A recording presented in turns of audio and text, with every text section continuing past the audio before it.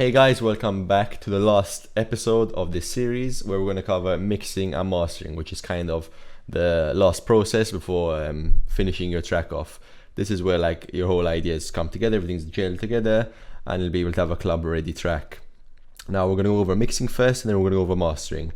We're going to be using just Ableton stock plugins for the most part, and I'll show you an extra plugin which I use over and above, which really pushes things beyond. So let's start with the mix. The mix, basically what the mix means is how all your sounds sound together. Naturally, you'll be doing this while you're making your track. So what do I mean? So while you're EQing things, while you're gain staging, which is the volume of your sounds in your track. So for the most part, mixing is a bit of a natural process which you do while creating your track. So for example, when in the previous weeks I was showing you like how to EQ, or how to add reverb and delay into some sounds, you're kind of mixing those sounds into your track, and that's the idea.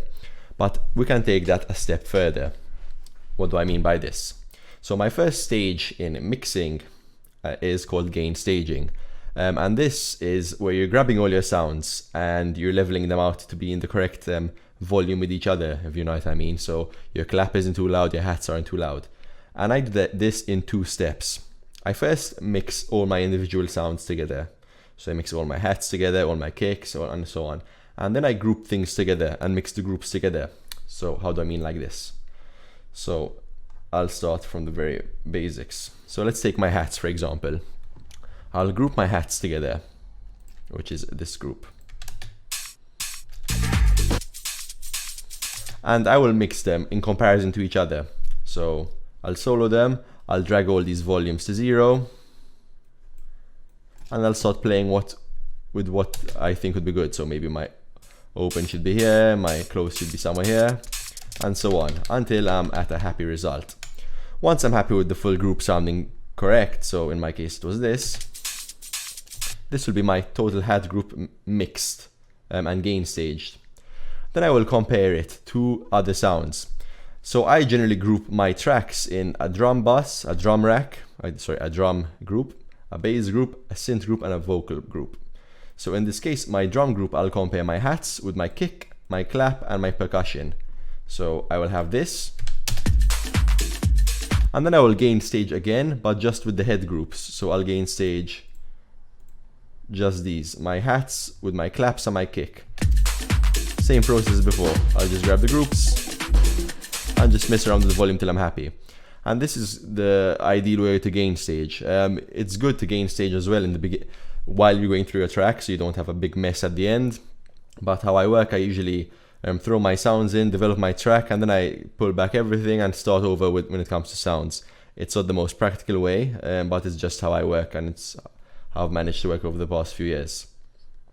And I repeat this process to all my groups, so my drums, my basses, and my synths. The groups obviously depend on the kind of track you're making and the kind of sounds you're throwing inside. For example, a tech house track will have a heavier drum group than maybe, I don't know, a future house track, for argument's sake. It all depends on the situation, but the idea is the same. So once my sounds have been gain staged and I'm happy with their volumes, it's time to kind of glue those groups together. So I'll take the drum group, for example. So I'll loop this area.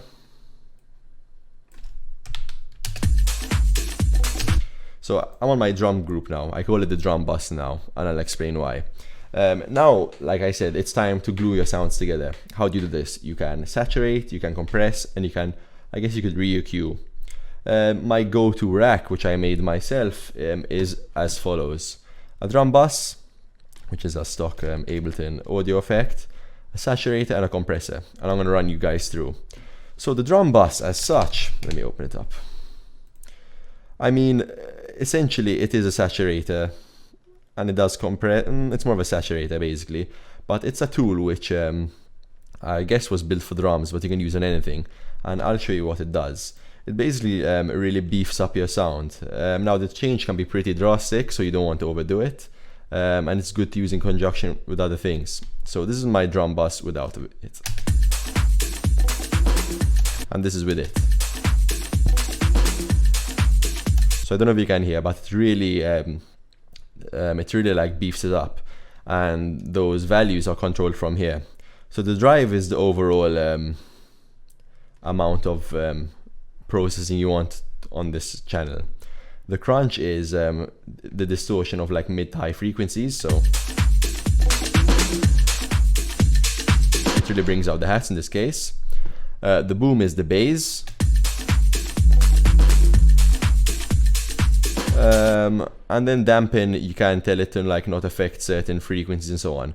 Now I don't play with the values too much, I just adjust them to my liking. So I'd usually, these settings here, soft, medium, hard, or how much of it you want it to affect, how much distortion limiting you want to happen. For my drums, I usually leave it at hard. For my other things like synths and so on, I'd use it soft. So the trick with this is to get values you're happy with.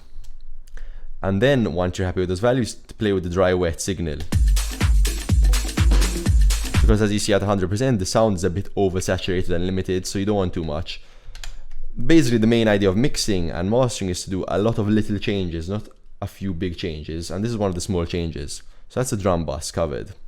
Once that's done, I saturate the sound. And I know you might be saying the drum bus saturates sounds itself, but it's just a system I've worked with, where I add a bit of, my drum bus will just affect the signal a bit, but then the saturator will really bring out the sounds. So I'm going to show you with and without.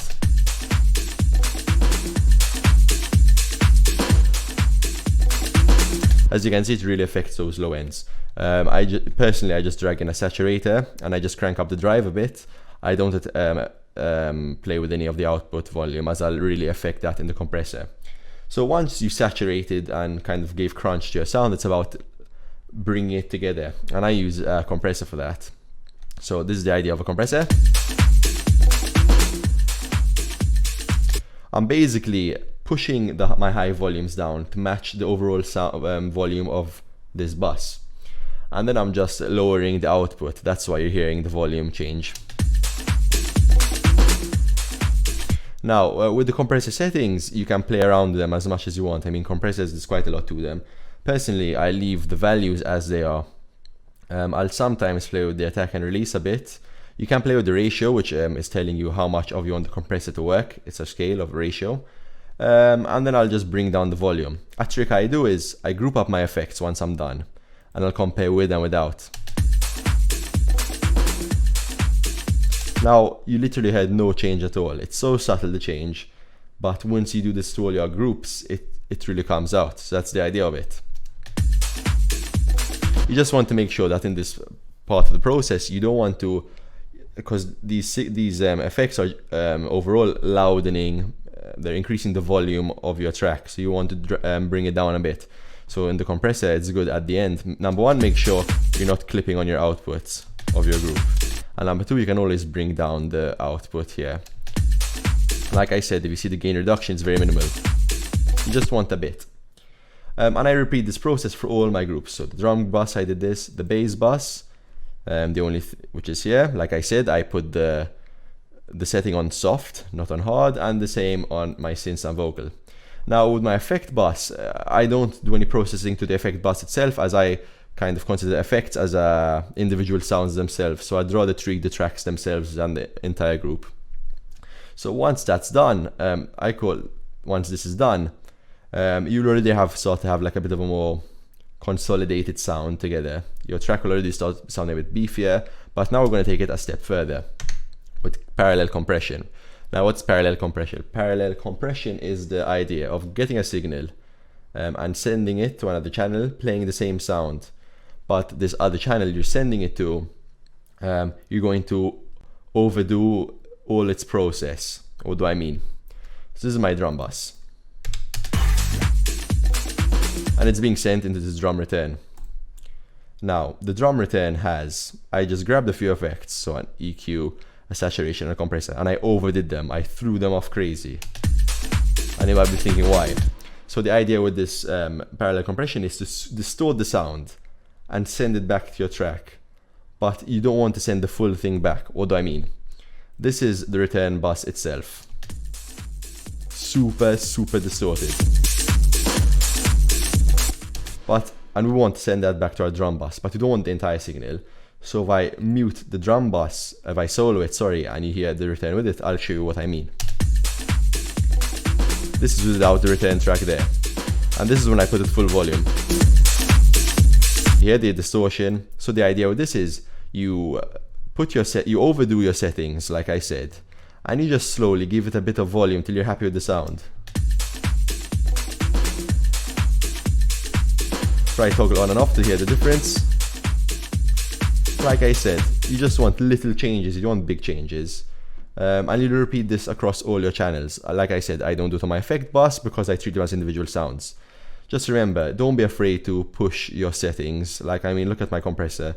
My attack and release are as low as it gets. My ratio is full, and my threshold, I dragged it down just to get that clipping effect. So then I can get that distortion out and send it back to my original channel. Like I said, if you look at my values here, they're all relatively low. So I'll show you the bass, for example. This was too much. I found the happy medium and I just on and offed it till I was happy. You see, it just adds that extra crunch to it. It's like using a different synth. And these little changes, they're really starting to kind of squash your sound. But if you don't overdo it, you're not going to get such a monotonous sound. That's the cool thing. And at this stage, once I go through all my tracks, I'd consider my mix part done of the track. Now the final part is the master. Now mastering can be, I mean, I'm not the best at it myself. I'm going to show you how I do things. There are obviously engineers who kind of do it, and labels themselves like to have their own mastering. But how I usually work with mastering is, number one, while I'm making the track, I'll make sure my track doesn't peak like above -5 or -6 dB, as I want to have room for mastering. And my basic idea is I saturate the sound just a bit to get out some more crunch. I compress the sound so I get rid of any high peaks, and then I just put a limiter with gain to reach that wall. Let me show you the difference. Without and with. So what am I doing? I'm saturating the sound, get volumes out, getting rid of any high frequencies here just a bit. There isn't more than 5 dB gain reduction. Then before I put my limiter on, I was still like really low in volume. I'm still on -10. So I needed to make up for about 10 decibels of volume to hit my ceiling. And I just put 13 dBs on. I could probably push this a bit further, but I'll get with the distortion.